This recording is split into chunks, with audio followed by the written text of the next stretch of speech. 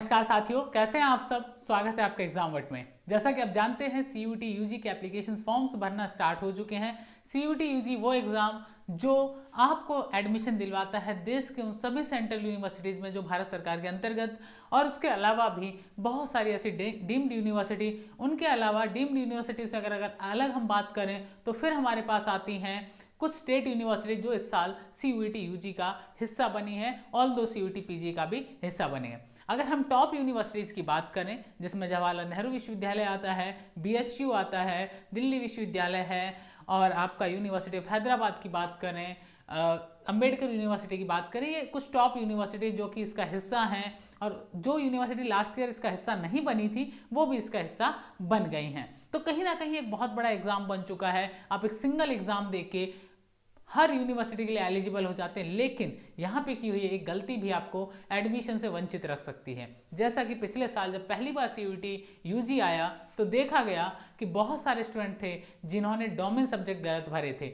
DU के form में domain subject उन्होंने वो भर दिए जिनके अंदर उन्हें आगे पढ़ाई करनी थी। For example, if a student want to start the studies in political science and that time he filled political science, history and geography, but वो स्टूडेंट था पीसीएम का। नियम ये कहता है कि आप अगर दिल्ली विश्वविद्यालय में प्रवेश चाहते हैं किसी भी कोर्स में तो आपको उन्हीं सब्जेक्ट में अपना एग्जाम देना होगा जो सब्जेक्ट आपने 12th में पढ़े हैं। यानी कि अगर आप पीसीएम के छात्र रहे हैं तो आपको अपना एग्जाम केवल और केवल 3 डोमेन में देना होगा, फिजिक्स, केमिस्ट्री और मैथ। उसके अलावा एक लैंग्वेज जो देना चाहते हैं उसमें।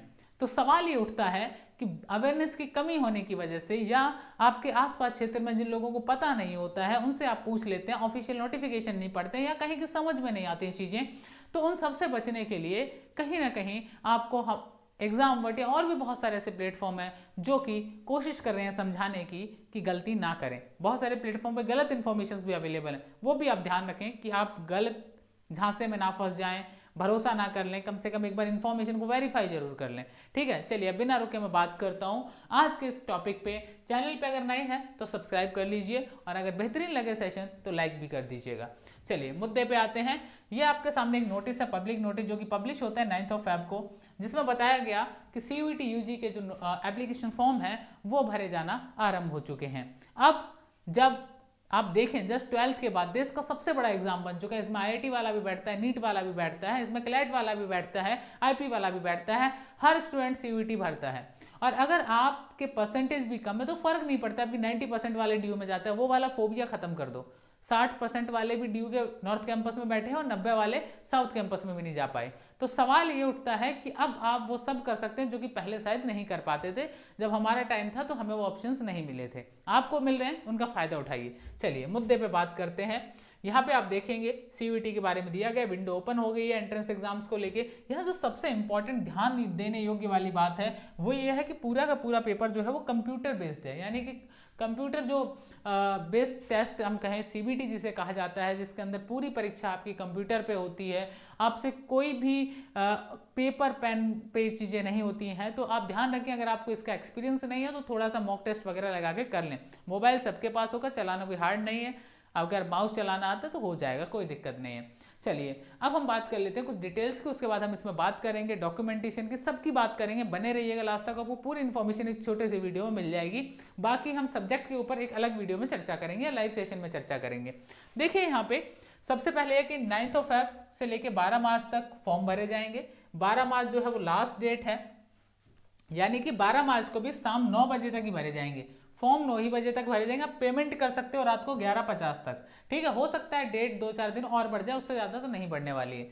उसके अलावा 15 मार्च से 18 मार्च तक एडिट का ऑप्शन जो है वो खुला रहेगा। यानी आपके फॉर्म में कोई गलती हो गई है, आपके माता पिता का नाम गलत हो गया, आपके नाम में कोई मिस्टेक हो गई है, या फिर आपके डेट ऑफ बर्थ में कोई मिस्टेक हो गई है, या आपके सब्जेक्ट सही नहीं भरे गए हैं, तो आप वो सारे काम कर सकते हैं 15 मार्च से लेकर 18 मार्च के बीच में।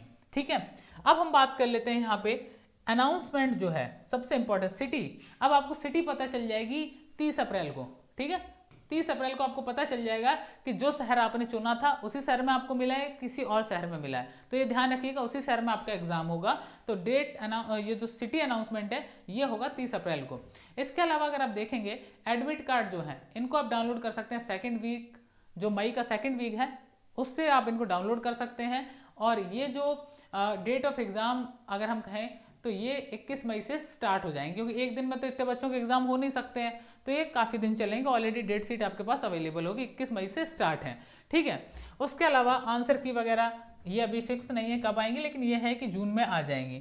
वेबसाइट अगर आप देखें तो आप इसी ऑफिशियल वेबसाइट से जाके फॉर्म भर सकते हैं, किसी फर्जी वेबसाइट पे जाके पेमेंट मत कर दीजिएगा। बहुत सारी फर्जी वेबसाइट भी ओपन हो जाती हैं इस दौर में। जब एक वेबसाइट चालू होती है, बड़े हजारों स्टूडेंट, लाखों स्टूडेंट फॉर्म भरते हैं, तो कुछ लोग ऐसा भी करते हैं कि फर्जी वेबसाइट बना के उस पर सेम पोर्टल सा बना के फिल कर देते हैं और आपसे पैसा भी ले लेते हैं। तो ये ध्यान रहे कि ऐसी गलती ना करें, ठीक है। इसका लिंक हमने एग्जामवट ऑफिशियल में भी शेयर कर दिया, साथ ही साथ हमारी वेबसाइट पे भी इसका लिंक अब अवेलेबल है, वहां से जाके भी आप उन चीज़ों को देख सकते हैं। चलिए, उसके अलावा अगर हम बात करें वेबसाइट पे, ये भी पता चलेगा एनटीए की वेबसाइट पे ही। अब ये पूरा का पूरा जो एग्ज़ाम है, ये आपको पता है कि जो सेंट्रल यूनिवर्सिटीज़ हैं वो यूनिवर्सिटीज़ के लिए कंडक्ट करवाया जा रहा है, लेकिन स्टेट यूनिवर्सिटीज़ भी इसके थ्रू एडमिशन दे रही हैं। अब सीयूटी यूजी कितनी भाषाओं में आप दे सकते हैं, तो 30 लैंग्वेजेस हैं, जिसमें इंग्लिश है, हिंदी है, असमीज़ है, बंगाली, गुजराती, कन्नड़ा, मलयालम, मराठी, ओडिया, पंजाबी, तमिल, तेलुगु एंड उर्दू।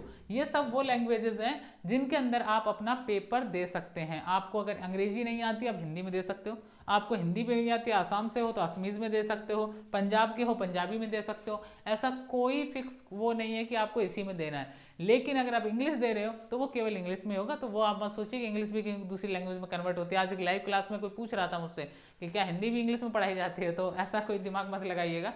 चलिए, तो ये यहाँ पे टाइम एलिजिबिलिटी वगैरह, ये कैंडिडेट जो है वो प्रॉपर जो सीयूटी यूजी की जो वेबसाइट है यहाँ से आप डाउनलोड कर सकते हैं। चलिए आगे और देख लेते हैं। यहाँ पे लैंग्वेज हो गई, अब देख लेते हैं सेक्शन, समझ लेते हैं।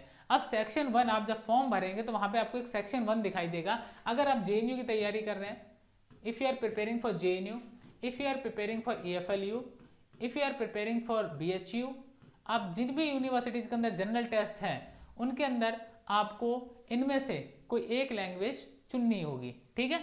आप कोई भी एक लैंग्वेज चुन सकते हैं, इंग्लिश, हिंदी, जो भी है, ठीक है। पार्ट सेक्शन 1A में ध्यान रहे आपको किस में चुनना है, आपको सेक्शन 1A में। चलिए आगे बढ़ते हैं हम। इनमें से चुनने बैठोगे तो इनमें स्पेनिश, फ्रेंच, जर्मन, रशियन सब मिलेंगे, वो मत चुन लेना। कई लड़के ये भी करते हैं, सेक्शन 1B में से लैंग्वेज उठा लेते हैं, तो प्लीज़ ये लैंग्वेज मत चुन लीजिएगा कि पता लगे कि आप 20 लैंग्वेज में से लैंग्वेज चुन रहे। लैंग्वेज चुननी है आपको पार्ट 1A, जो सेक्शन 1A है, इसमें से आपको इंग्लिश चुनना है या हिंदी चुनना है, वो आपको चुनना है, ठीक है। चलिए आगे बढ़ते हैं। आप हिंदी भी चुन सकते हैं, लेकिन वो केवल और बीएचयू में एप्लीकेबल होगा, तो आप यहाँ पे इंग्लिश चुन के फिर आप सेक्शन जो ये 20 लैंग्वेज है इनमें से आप हिंदी चुन सकते हैं, कोई दिक्कत नहीं है, ठीक है। चलिए आगे बढ़ते हैं। सेक्शन 2 जो है इसमें टोटल 27 डोमेन है और ये स्पेशली खासकर डीयू वालों के लिए कंपलसरी है। अगर आप डीयू में जाना चाहते हैं, दिल्ली विश्वविद्यालय में आप जाना चाहते हैं, तो it's very mandatory for you कि आप इन सारे के सारे डोमेन सब्जेक्ट्स को में देखें कि आपने जो 3 सब्जेक्ट पढ़े हैं, मेजर 3 सब्जेक्ट पढ़े हैं, फॉर एग्जांपल आप पीसीएम के स्टूडेंट रहे हैं या पीसीबी के स्टूडेंट रहे हैं, आपके पास पॉल साइंस, हिस्ट्री या जियोग्राफी रहा है, या फिर आपके पास इकोनॉमिक्स के सब्जेक्ट रहे हैं, ये आप नोटिस कर लें कि आपके पास सब्जेक्ट क्या रहे हैं, जो कि बहुत इंपॉर्टेंट है, आपको पता होना चाहिए। टोटल 27 डोमेन स्पेसिफिक सब्जेक्ट हैं जो कि ऑफर किए जाते हैं सेक्शन में, एंड जो कैंडिडेट हैं इनको इन्हीं में से चुनना होगा। तो ये गलती मत करिएगा, अगर आपको कोई ये बोलता है कि भाई साहब आप इसमें से डोमेन सब्जेक्ट चुन लीजिए, आप एक पेपर भी दे देंगे तो भी डीयू में हो जाएगा, देखिए नहीं होगा। आपको 3 सब्जेक्ट तो चुनने ही चुनने हैं, ठीक है, मैंडेटरी हैं। लैंग्वेज ऑलरेडी आप चुन ही चुके हो। यहाँ आपको जो क्वेश्चंस हैं वो 35 ऑफ 40 क्वेश्चंस भी अटेम्प्टेड आउट ऑफ 45 to 50। अब यहाँ पे ये हो सकता है या तो 40 क्वेश्चन दिए होंगे तो आपको 35 करने हैं, अगर 50 दिए होंगे तो आपको 45 करने हैं, ये आपको देखना होगा, ठीक है। चलिए आगे बढ़ते हैं, एक नेक्स्ट पॉइंट पे आते हैं हम। एक क्वेश्चन जो आता है वो आता है जनरल टेस्ट। अब जनरल टेस्ट जो है अंडर ग्रेजुएट प्रोग्राम के लिए जनरल टेस्ट बहुत सारी मैक्सिमम यूनिवर्सिटीज के लिए जनरल टेस्ट कंपलसरी है, तो प्लीज़ जनरल टेस्ट जरूर दीजिएगा। आप भले डीयू के लिए अप्लाई कर रहे हैं, किसी के लिए भी अप्लाई करें, बट मेरी एडवाइस है कि जनरल टेस्ट जरूर देना, ठीक है। यहाँ पे आपको 50 क्वेश्चन मिलेंगे, ठीक है। पिछले साल तक ये जनरल टेस्ट में थे 60, 75 में से अब ये हो गए हैं 50, तो ये कहीं ना कहीं चेंजेस देखने को मिलेंगे आपको पेपर में डेफिनेटली। इस साल अब तक का सबसे बड़ा चेंज मैं यही कहूँगा कि ये क्वेश्चंस में चेंज आ गया, जबकि पिछले साल ये थे 60 आउट ऑफ 75, ठीक है, तो ये बहुत इंपॉर्टेंट चेंज है, तो इसको आप देखिएगा। उसके अलावा यहाँ आप देखेंगे कि ऑल 3 सेक्शन, ये सारी चीज़ें हम ऑलरेडी ऊपर डिस्कस कर चुके हैं। इंस्ट्रक्शंस दिए गए हैं यहाँ पे कि application submitted by the candidate, ये सारी इन्फॉर्मेशन हैं। खैर ये इतनी महत्वपूर्ण है नहीं। हाँ, एक महत्वपूर्ण ये है कि आप ईमेल एड्रेस और मोबाइल नंबर ये आप अपना डालिए। होता क्या है कि मोस्टली छोटे गांवों में जाएंगे या छोटे कस्बों में जाएंगे, वहां क्या होता है कि मोस्टली फॉर्म आज भी साइबर कैफे से भरवाते हैं। ठीक है, आप बेझिझक साइबर कैफे से फॉर्म भरवाइए।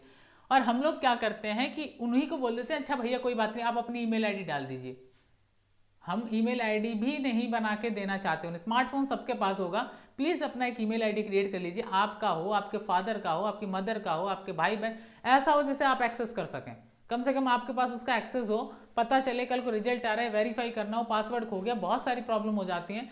ये ईमेल कम से कम वहाँ काम आएगा। ठीक है, तो वेरीफाई करते टाइम में ध्यान रहे कि आप अपना ईमेल एड्रेस डालें एंड फ़ोन नंबर भी अपना डालें। अपने का मतलब आपका, माँ का, पिताजी का, भाई बहन, ऐसा फैमिली मेम्बर्स का डालें। साइबर कैफ़े वालों का ना डालें, मेरी रिक्वेस्ट है। पिछले साल ऐसा 2-3 केस मैंने देखे थे जिनके अंदर उन स्टूडेंट्स का यही हुआ कि उन्होंने साइबर कैफ़े वाले का नंबर डाल दिया, बाद में वो आईडी पासवर्ड का अलग ही लोचा पड़ा हुआ, उनको वो नंबर वगैरह भी याद नहीं था, तो थोड़ा डिफिकल्ट हो गया उनके लिए, क्योंकि मैसेज आता है उस पर, तो OTP वगैरह भी नहीं आ रहा था उनके पास। तो ये बहुत सारी चीज़ें हैं जिनकी वजह से कहीं ना कहीं दिक्कत हो सकती है आपको, तो ये ध्यान रहे आपको। पेपर का पैटर्न ऑलरेडी बदल चुका है। चलिए थोड़ी सी बात कर लेते हैं कि आखिर फॉर्म को भरना कैसे है, उसको हम देख लेते हैं और समझ लेते हैं कि आखिर कहानी क्या है। चलिए अब हम देख लेते हैं यहाँ पे आके पूरी की पूरी कहानी। आपके सामने ये पोर्टल है जहाँ पे आपको आके रजिस्ट्रेशन करना होगा। ठीक है, ये पोर्टल पे आप देख रहे होंगे कॉमन यूनिवर्सिटी एंट्रेंस 2023 है, सेम पोर्टल है जो कि लास्ट ईयर था। मैं इन्फॉर्मेशन बुलेटिन पे चर्चा करूंगा किसी और सेशन में, उस वहाँ पे आपको यूनिवर्सिटी वाइज चीज़ें बताऊंगा कि कैसे है, हमारी टीम के मेंबर्स के साथ मैं डिस्कस करूंगा वो सारी चीज़ें।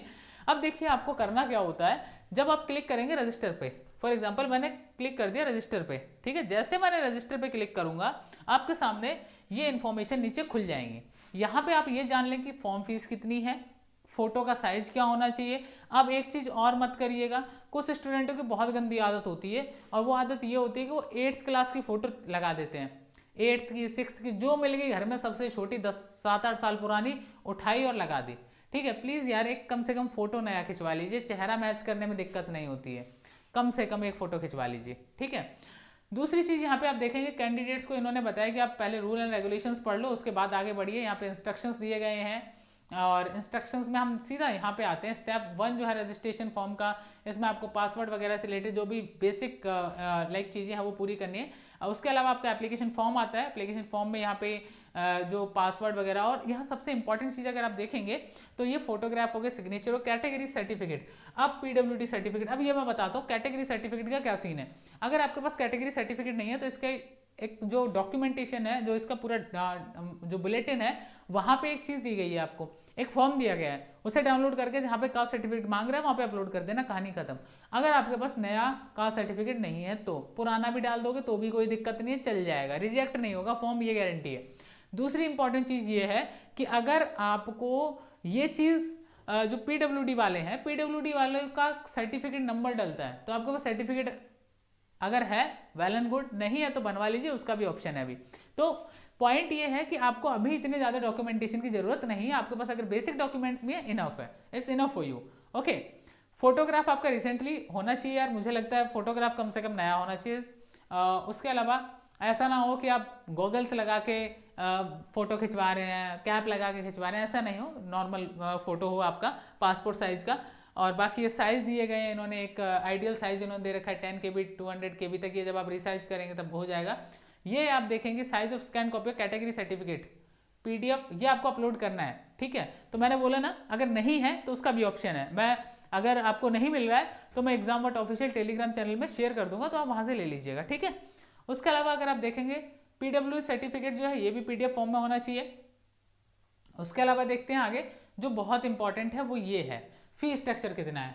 फी स्ट्रक्चर कहीं ना कहीं बढ़ा है पिछले साल से, मैं तो ये कहूँ, यहाँ पे आप देखेंगे जो 3 सब्जेक्ट अगर आप डालते हो यूआर कैटेगरी से हो तो आपको 750 रुपये भरने पड़ेंगे, सब्जेक्ट जैसे बढ़ेंगे वैसे आपको अलग से पैसा देना पड़ेगा, ठीक है। ओबीसी, एनसीएल, नॉन क्रीमी और ईडब्ल्यूएस कैटेगरी, इनके लिए 700 फी है। SC, ST, PWD, third gender के लिए 650 है, और अगर आप आउटसाइड ऑफ इंडिया है यानी आप फॉरेनर हैं तो आपको पे करना पड़ेगा 3750, ठीक है। आउट यानी कि आपको अगर सेंटर्स, इनके सेंटर दुबई वगैरह में भी हैं, तो आपको अगर दुबई जाके पेपर देने की वो है कि हाँ मुझे वहाँ जाना चाहिए, तो वहाँ के सेंटर्स के लिए 3750 है। उसके अलावा अगर हम देखें 7 सब्जेक्ट भरेंगे 1500 लगेगा आपका। ओबीसी और ईडब्ल्यूएस का 1400 है, एससी एसटी का 1300 है, और आउटसाइड ऑफ इंडिया आपको लगेगा 7500। 10 सब्जेक्ट आप भर रहे हैं, 10 सब्जेक्ट के पेपर दे रहे हैं, तो आपको 1750 का फी पे करना है। इधर में आप देख रहे हैं तो ये आपको 1650 एंड एससी एसटी का 1550, और इनका जो आउट ऑफ इंडिया जाएंगे उनका लगेगा टोटल 11,000 रुपये, ठीक है। तो ये तो हो गए फी स्ट्रक्चर। और यहाँ पे आप देखेंगे एनसीएल का मीनिंग होता है नॉन क्रीमिलियर। ओबीसी के अंदर जिनकी इनकम 8 लाख से कम होती है वो आते हैं ओबीसी नॉन क्रीमिलियर में, और जिनका इनकम 8 लाख से ऊपर होता है वो जनरल में काउंट होते हैं डायरेक्ट इनडायरेक्टली, क्योंकि रिजर्वेशन मिलता है एनसीएल वालों को, ओबीसी क्रीमिलियर वालों को नहीं मिलता है। ईडब्ल्यूएस कैटेगरी आपको पता है economical weaker section, general category वालों का ये बन सकता है। कट ऑफ ओबीसी से भी कम जाती है कई कोर्सेज में, तो अगर आप जनरल कैटेगरी से हैं और आपकी इनकम 8 लाख से कम है तो आप ईडब्ल्यूएस बनवा सकते हैं, ठीक है। चलिए, उसके अलावा टैक्स वगैरह जो भी हैं वो सारे के सारे लगते हैं, अगर कोई लगेगा, ठीक है। चलिए, ये सारी की सारी इन्फॉर्मेशन यहाँ पे दी गई हैं, और यहाँ पे ईमेल एड्रेस वगैरह मैंने बोला कि आप खुद का देंगे तो फायदे में रहेंगे। आप गलती ना करें कि आप साइबर कैफे वाले का वहाँ पे दे रहे हैं। आप आईडी पासवर्ड भी चेंज कर सकते हैं। बाकी यहाँ पे सारी इन्फॉर्मेशन दी हुई है, ठीक है। नोट ये दिया गया है इंस्टीट्यूशन वगैरह को लेके। Click here to proceed. अब हम बढ़ते हैं थोड़ा आगे। चलिए, यहाँ पे हमने कर लिया है और हमने सारी इन्फॉर्मेशन पढ़ ली है। अब देखते हैं यहाँ पे क्या क्या इन्फॉर्मेशन मांग रहा है। देखिए, यहाँ पे इनिशियल फेज में अगर आप इन्फॉर्मेशन देखेंगे तो इनिशियल फेज में जो फॉर्म है उसमें आपका सबसे पहले आपका जो नेम है वो आपको फिल करना होगा। उसके बाद फिर आपका आता है आपका फादर्स नेम आ जाता है। फादर्स नेम के बाद आपकी मदर का नाम आ जाता है, एंड मदर के नाम के बाद आपके गार्जियन का नेम है, फिर आपका डेट ऑफ बर्थ है, एंड आपको फिर जेंडर जो है वो सिलेक्ट करना है, नेशनलिटी, आइडेंटिटी टाइप और वैलिड आइडेंटिफिकेशन नंबर, आपका एड्रेस आपको यहाँ पे फिल करना होगा।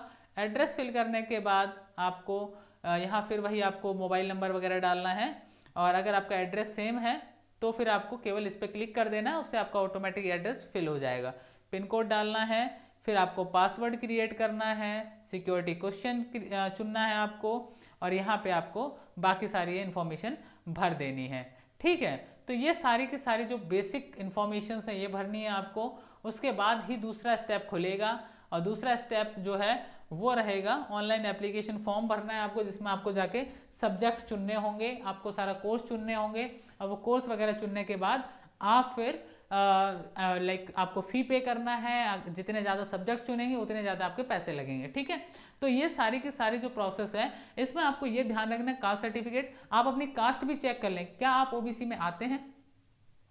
कुछ कास्ट, फॉर एग्जांपल बिहार में एक कास्ट होती है बरनवाल, ठीक है, सर नेम है, आई थिंक जो बनिया फैमिलीज होती हैं उनमें आते हैं वो बिहार में ओबीसी कैटेगरी में, लेकिन सेंट्रल जो लिस्ट है, सेंट्रल लिस्ट है, उसके अंदर बरनवाल जो है वो जनरल कैटेगरी में आता है, तो वो एलिजिबल नहीं है ओबीसी रिजर्वेशन के लिए, ठीक है। सेंट्रल लेवल पे वो एलिजिबल नहीं है, तो आप अपनी कास्ट को सेंट्रल लिस्ट में एक बार वेरीफाई कर लें, क्या आप उसके लिए एलिजिबल हैं। अगर हैं तो ही आप अप्लाई करें, अन्यथा आप ओबीसी सर्टिफिकेट ना दे पाएंगे और ना उस टाइम पे आप एडमिशन ले पाएंगे, अगर आपका जनरल कैटेगरी में एडमिशन नहीं हुआ तो, ठीक है। तो ये बहुत इंपॉर्टेंट है। आपके मन में कोई भी सवाल है, किसी भी तरह की मदद चाहिए, हमारा व्हाट्सएप हेल्पलाइन नंबर डिस्क्रिप्शन में दिया गया है। टेलीग्राम चैनल को जरूर ज्वाइन कर लें, क्योंकि हम यूजी का कंटेंट भी वहाँ प्रोवाइड करवाने वाले हैं, बहुत सारी चीज़ें आपको वहाँ मिलने वाली हैं, तो उसको ज्वाइन कर लें। साथ ही साथ अगर आपने अभी तक जो हमारी वेबसाइट है वहाँ जाके इसके बारे में चीज़ों को विजिट नहीं किया, तो वहाँ भी examword.in पे विजिट कर लें। और भी कोई मन में सवाल है तो कमेंट करना मत भूलिएगा। Thank you very much. Don't forget to like, share and subscribe the Examward, and don't forget to join Examward official right now. तुरंत जाके ज्वाइन करिए ताकि आपको वहाँ पे सारे अपडेट मिल पाए, कंटेंट मिल पाए, और आपके मन के सवालों के जवाब मिल पाए। Thank you very much. Wish you all the best. See you in next session with the whole details related to CUET UG, universities, courses, domain subjects and the criterias. Thank you very much.